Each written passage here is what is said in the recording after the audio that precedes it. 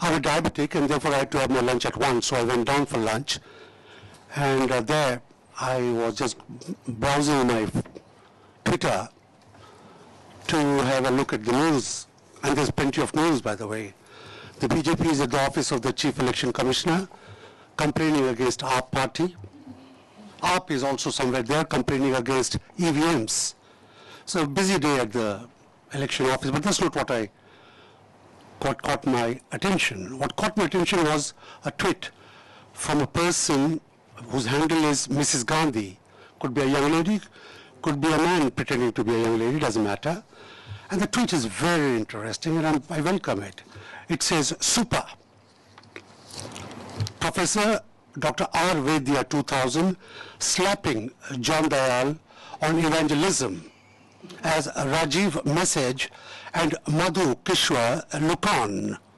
Now Madhu, I absolutely love. I've known her for 35, 40 years now.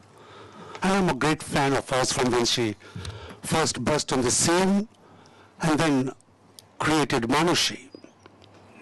And if R. Vaidya were bashing me up, and he is a very nice chap from Bangalore, and we just had a very nice talk, Madhu would have intervened and prevented me from being bashed up. I pointed it out not to introduce humor, although it's very, very funny, but possibly to point out that I am not participating in or speaking at the forum which this tweet seems to be about. I am participating in an intellectual discussion called by an institution for whom I have great regard because I knew its founders, one of whom passed away very recently this month, which is the Center for Study of Developing Societies. And because of my affection and respect for Madhu, and also I like to be a contrarian, and if there is to be a discourse, why should my voice not be heard? It doesn't take courage. Therefore I'm here, not in the forum referred to in this tweet. I will not say by a tweet, because that would be disrespectful, by a person who possibly has assumed wrong about what this forum and such discourses are for. Because we have only two options. There is no third option.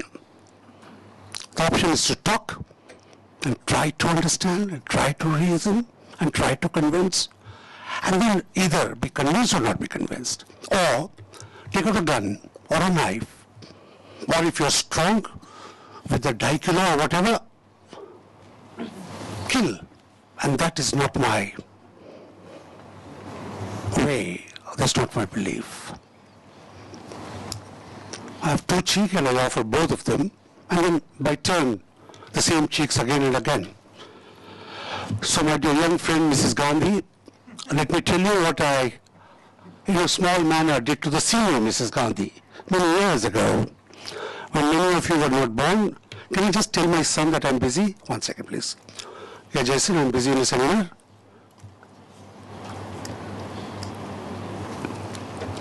And I'll tell you about Jason also, very interesting fellow, Jason. I'll tell you about him in a minute. 1977, 2 May, I published a book together with my colleague and friend Ajay Bose, For Reasons of State, Delhi End of the Emergency. And both London Times and Ashai Chilbu were kind enough to review it. It's supposed to be excellent documentation of the emergency. And therefore, because of the emergency, I'm no great fan of the younger Mrs. Gandhi.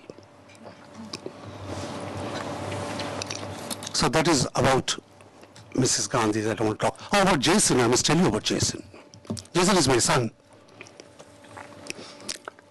He married a Hindu who is half Brahmin and half Kayastha from Chandanagar in Bengal. And they have a son, my only grandchild. My daughter is not married. And Kabir's mother, Sri Sharkar John, is a practicing Hindu. They got married in church, the Archbishop of Delhi presided, and every puja, Jason, because he is the son-in-law of that colony in Paschim Vihar, which is a Bangla colony, he goes in the lead truck to buy the statue, and at the Visarjan, he goes in the lead truck colored red to deposit the Ma back in the river. My daughter-in-law has not been converted. My son is not converted. And because I boast of them, my brother did even bigger. His only child married a Muslim, and he also is not converted. Such is life. We are in a dialogue, Madhu, of life, always have been. And therefore, I am not going to talk about the dialogue now because it exists. It's in the air. I'm a member of this center, and in the library sometimes you'll see Jagmohan. I wrote against him all my life. I still sometimes have tea with him. Dialogues are good. They asked me, what subject will you speak on? And I was wondering, why do they want to ask me? Because the seminar is towards a rational government policy for NGOs. For surely I will speak on a rational government policy on NGOs. And this is what I told them, that I'll speak on the need for NGOs. I am not here, Vidya. I'm not here to defend Christ as a practicing Christian, as I say on TV. I would not follow any God I need to defend. He defends me, always. I'm not going to defend Christianity. 2000 years, I'm just a passing phase. I'm not going to defend the church. I don't represent the church unless it's in the code of the Second Vatican, which says, I am the church.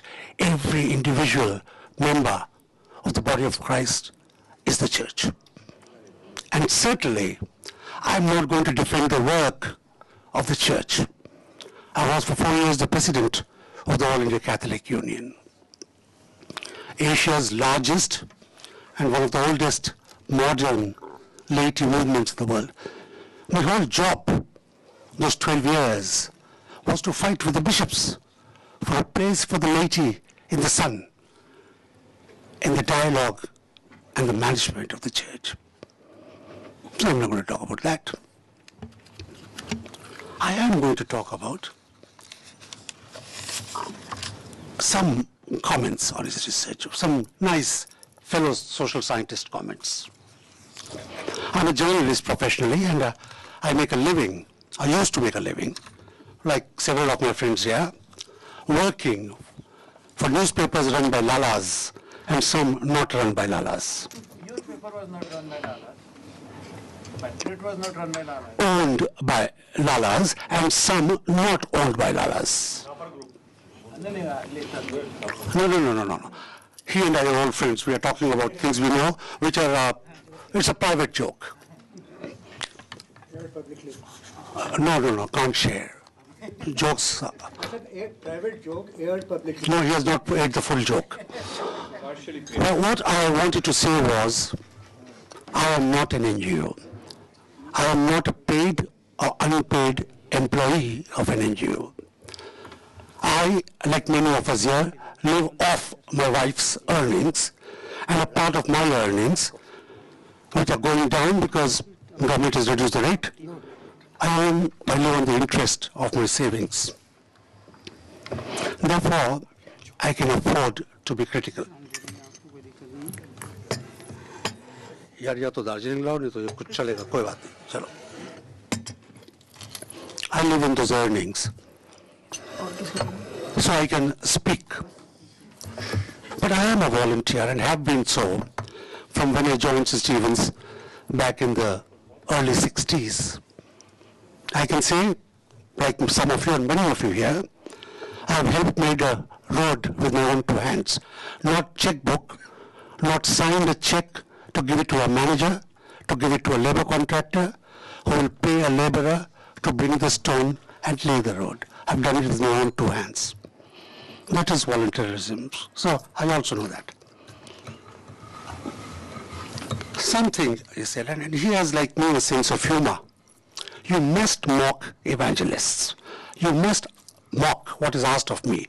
Joshua programs. They don't represent Christianity. You must mock them. You must laugh at what they're doing. And sometimes marvel. Why are they doing it? Because somebody said, I think you yourself said, or maybe somebody else, the worker, or maybe one of the questioners said, the person, illiterate villager, is not a fool. If he were to see hocus pocus, he would rebel. He would kick, he would scream. But let me praise all NGOs and to prove the need for NGOs and the failure of government to do its duty. And the government has failed miserably. We keep on screaming about modernity and postmodern world and development. In Australia, a billionaire or a labor has a heart attack, he gets free treatment. And in Canada, absolute free treatment. Not in America. There's the NHS. I used to live in England once. There's the NHS, manned then largely by Indian doctors. It's free. Europe has a safety net. People freeze to death once in a while, but even if you're jobless, you can still afford to marry. Things will be taken. You won't starve. India has no safety net. I travel, as a journalist, I've traveled every district of this country, almost every mile of its borders. That's one good thing about journalism. You do it at other people's expense. The state does not reach. What good governance? There's not even bad governance there. There's no governance at all. And therefore, who will bring health? Not Christian NGOs. I'll come to their financing later. If the state will not enter out of pure love of heart, somebody has to enter. Who will? It's not an issue of transparency. It's an issue of addressing first aid, sending the ambulance, metaphorically speaking. Who will send it? And I congratulate the agencies that they have mentioned. I absolutely am fascinated by the RSS. I'm fascinated. I think the fact that they've announced that they run, and it's been confirmed now, 56,000 acre vidyalayas. We're not going into the content. We're not going into the pedagogy. We're not going into the textual material or even the psychological or political makeup of the teachers. Just the existence of the Ekal Vidyalaya in 56,000 villages. And the fact that they've said that they will reach every village, which means 4 lakh villages if you follow data 1 and 6 lakh villages if you follow data 2. 6 lakh schools run by one organization, Indian funded. It's brilliant, I think. I may not agree with the thesis, but the fact that they can reach, and there's groups, 100 and something, how many organizations, religious organizations, 300 odd organizations coming together in Chennai to announce to the world that they run 5 lakh schools and 6 lakh medical facilities, largely in South India. I think it's tremendous. If ever there was to be a Nobel Prize, it's not Satyarthi, it is collectively this NGO of India. which should win this award. And please, whoever is attending the thing, convey my personal greetings to them and my felicitations on behalf of John Dayal, Mercy and John, my wife, and Kabir, my grandson. We congratulate them. We express our solidarity with their work. And we pray that the work increases. Do convey, do not forget. Who else can do that? And I'm sure they do it with missionary zeal, because missionary is not a Christian word. A sense of mission, RK mission, Ramakrishna mission. And this grammatical illiteracy of thinking that every missionary is white, like two of my friends in this room, is not valid. Missionaries look like Japanese, Buddhist missionaries, they look like similar. And as a reporter covering Sri Lanka in the 80s when the war was on, I had this terrible misfortune of being mistaken for a Tamil in Colombo because I was dark and did not know Sinhala, and being mistaken for a Sinhala in Jaffna because I was dark, tall, and did not know Tamil. So Raka, don't laugh. Missionaries are colored like me, they're colored like you. Anybody who works like a mission. And therefore I congratulate the RSS missionary and the religious, I presume they're Hindu religious missionaries and not Buddhist or others, although it is in South India. I congratulate them for the work. Who else would do that work? And compared to that, the church work is insignificant.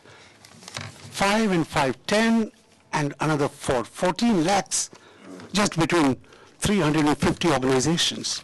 The church work is only 50,000. After 200 years, foreign funding is insignificant, it's inconsequential. It is incapable of changing the political, social, economic, or any other discourse in this country. Do not fear it. Because bringing it up diverts our attention from supporting the need for voluntary work. Chumma sir, hash pane mat hai.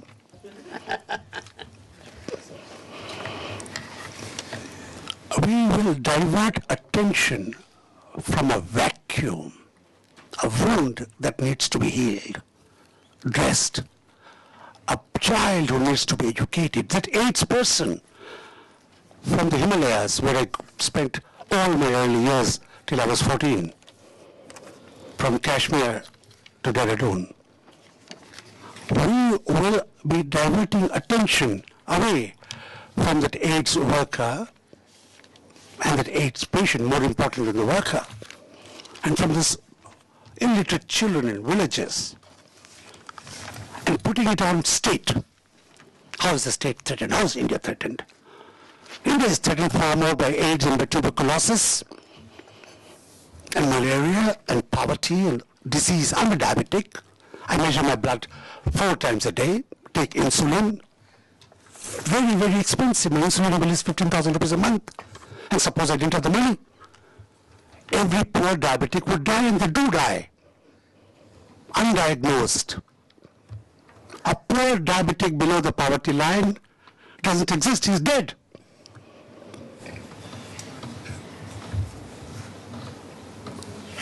I exist because we spend money. Do not divert attention from the trivia of evangelization. The senses will tell you you're barking up the wrong tree. And I use the word barking without any malice. I love dogs. My first one was Doggy, lived 14 years. The second was Julie, lived 14 years. The third was Ruby, lived 18 years.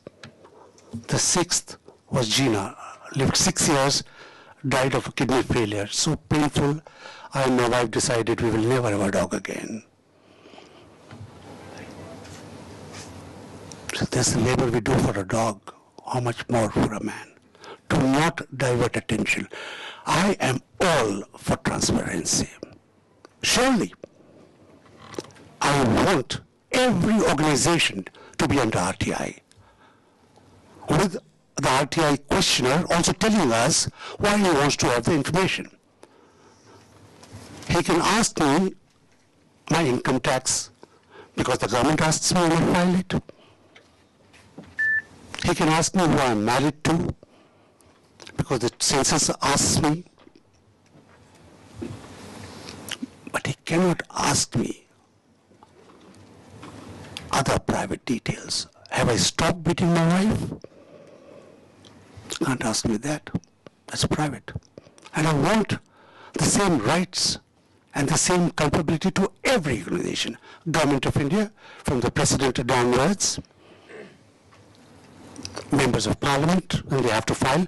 But who is to test whether what they have filed in an affidavit is true or not?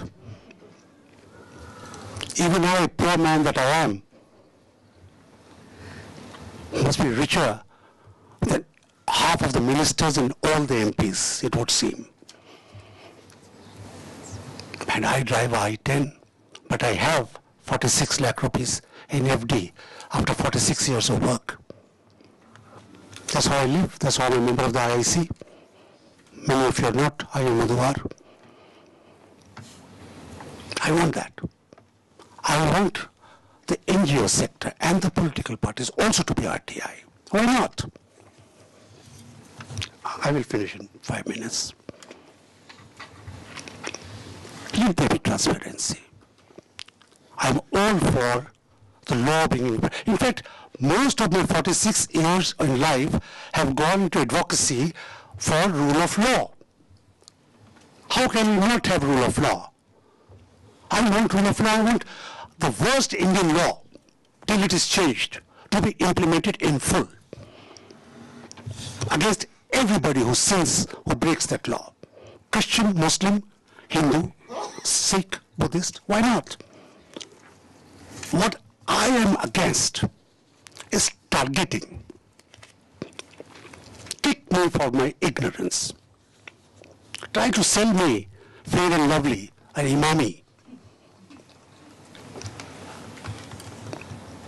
Do that. You can. But don't target me for things I do. Things I cannot change or I don't want to change. Don't target me in the north for being dark. I have the unique distinction of being the only dark child in my school in the Himalayas. And that's never been a disadvantage. I was exotic. I used to travel in North Europe. The air hostesses loved me. I was the only exotic in the damn plane. Do not target. Don't change goalposts. Define your terms under the IPC, under the CRPC. What is national? Define it. What is anti-national? Define it. What is national interest? Define it and I'll obey it. Why do you have a culpability clause in a nuclear treaty? If you do not in your heart of hearts think that somewhere, God forbid, my God and your God, forbid if something happens. Because my brothers and sisters, my dear sons and daughters, I was Indian reporter #1 in Bhopal, coming from outside, apart from the reporters who were in Bhopal. And we went there when foreign reporters were coming with gas masks and water bottles because they heard that the air was polluted. We went there. At times our India Today girl reporter fell ill in the morgue of Hamidia Hospital because the bodies, as they were collapsing in the lungs, was MIC, the poison gas, and it was being exhaled in the air. She fell ill. She left journalism. You know her. She left journalism. Bhopal can happen. Chernobyl can happen. The 3 Mile Island can happen. And therefore, the BJP struggled and opposed the law. And even now wants a cartel of LIC, of insurance companies, to take care just in case it happens. So there is a doubt it can happen. Which is national interest? Power is very important, and there are alternate sources also. So is nuclear national, international? I'm not going to. Is thorium national, international? Malayalis, my cousins, have lived there for generations without getting cancer, but that doesn't mean they're damned. Concentrated, encapsulated, who knows? Define national interest. Polluting the Ganga is anti-national, more than anything else. Define your terms, and I'm okay with them. I may differ with PRS, and I may differ with Venkatesh. Where is he? Hi. I love your work. Define your terms, and it is okay. Do not change goalposts. And I told you I love the RSS. Not because Jesus says, love the enemy as thyself. Kopali Sudarshan was a friend. I do not know Mr. Mohan Bhagwat. One of these days I will know him also. But I do know Mr. Narendra Modi. He's a good friend of mine. And sometimes little children who see me on TV, if their father who knows me asks, who is this chap, they'll say, Modi uncle. Because on TV I sometimes look like him, I think because of the beard. We would like to have a dialogue, even on what role, how to define rational. There must be a government policy. Why not? It's the government's business to be in the business of making laws. Let them make the laws. Let them define the laws. Let them implement the laws. Let the government do its job. And if possible, make it impossible to find NGOs, to find a niche in which they can work, because the government would have done everything that the people need to live like human beings and not to die like my beloved Gina, who was just a dog. Thank you so much.